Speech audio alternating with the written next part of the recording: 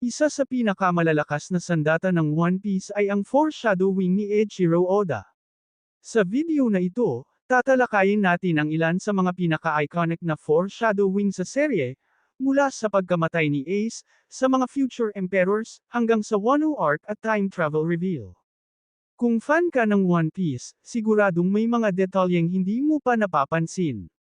Maraming nagtatanong kung bakit hanggang ngayon ay patuloy pa ring tinatangkilik ang One Piece. Dahil ba sa matitinding laban? Dahil ba sa bidang kayang humarap at talunin ang isang buong hukbo? O dahil sa kwentong kayang magpaiyak muli sa manunood? Oo, lahat ng iyan ay malaking dahilan. Pero para sa maraming fans, kasama na ako, may isang mas malalim at mas solid na rason kung bakit hindi basta bumibitaw ang mga tao sa kwento ng One Piece. At ito ay ang foreshadowing na walang sawang inilalagay ng mismong creator na si Eiichiro Oda. Isa ito sa mga dahilan kung bakit hanggang ngayon ay patuloy ko pa ring sinusubaybayan ang seryeng ito. Kaya sa video na ito, pag-uusapan natin ang ilan sa pinakamalulupot at pinaka-iconic na foreshadowing sa One Piece. Ano nga ba ang foreshadowing? Ang foreshadowing ay isang literary device kung saan nagbibigay ang author ng mga subtle hints, clues, o babala tungkol sa mga mangyayari sa hinaharap ng kwento. Halimbawa, maaaring may ipinakitang detalye si Oda sa chapter 100, pero ang tunay na kahulugan nito ay mare-reveal pa lang sa chapter 500. Ito ang dahilan kung bakit napaka-exciting ng One Piece, dahil habang inuulit mo ang kwento, mas lalo mong napapansin ang mga detalyeng dati ay hindi mo pinapansin. Ngayon, kung malinaw na sa inyo kung ano ang foreshadowing, simulan na natin.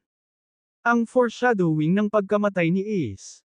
Isa sa pinakasikat na foreshadowing na ginawa ni Oda ay ang pagkamatay ni Portgas D. Ace, noong Marineford War sa chapter 574. Pero alam nyo ba na 2 taon bago ito mangyari, ay na-foreshadow na ito ni Oda. Noong chapter 520, sa isang cover page, makikita si Luffy na may hawak na mga baraha. Sa kaliwang kamay niya ay ang baraha ni Brook, isang malinaw na simbolo ng kamatayan, dahil literal na namatay na si Brook at nabuhay lang muli dahil sa kanyang devil fruit. Sa kanang kamay naman ay ang baroang Ace, na malinaw na kumakatawan sa kanyang kapatid. Death plus Ace. Hindi lang doon nagtatapos. Ang itsura ni Luffy sa cover page na ito ay halos kapareho ng itsura niya noong aktwal na namatay si Ace sa Marineford. At mas lalong tumindi ang simbolismo ng makitang si Brook, ang representasyon ng kamatayan, ay may tinutuhog na pulang mansanas, na malinaw na indikasyon kung paano mamamatay si Ace. Sa pagtuhog ng pulang kamao ni Akaino, ang emperors na foreshadowed 20 years ago. Sunod naman ay ang cover ng One Piece Volume 25, na inilabas pa noong 2002. Makikita sa cover ang 4 na karakter: Shanks, Buggy, Luffy, Blackbeard. Noong panahon na iyon, walang nag-isip na may kahulugan ito. Pero pagdating ng 2022, makalipas ang halos 20 taon, nalaman natin na silang 4 pala ang magiging Emperors of the Sea sa kasalukuyang timeline. Isang simpleng cover, pero isang napakalupit na long-term foreshadowing. Wano arc at ang dragon ni Momonosuke.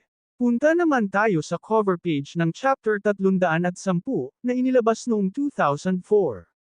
Mapapansin dito na nakakimono si Luffy, isang malinaw na pahiwatig sa future Wano arc. Mas lalong tumitindi ang detalye dahil makikita mismo sa kimono ang simbol ng Kozuki clan. At syempre, hindi pwedeng hindi mapansin ang pink na dragon sa likod, na kalaunan ay mare-reveal bilang si Momonosuke, na ipinakilala pa lamang sa chapter 684. Ang lihim ng time travel. Noong chapter 820, sinabi ni Momonosuke kay Usopp na nakita at kilala raw niya si Goldie Roger. Natural, hindi ito pinaniwalaan ni Usopp dahil higit 20 taon nang patay si Roger. Pero halos 100 chapters later, sa chapter 911, inamin ni Kinemon na sila ay galing talaga sa nakaraan, 20 years ago. Ibig sabihin, totoo pala ang sinabi ni Momonosuke. Kung titingnan din ang parehong cover page, makikita ang salitang, Shibaraku, na ang ibig sabihin sa English ay, I'm going for a while. Sino ang tinutukoy? Ang mga karakter mismo sa cover, Robin at Usopp. Hindi nagtagal. Umalis si Robin sa Water 7 hanggang Enies Lobby.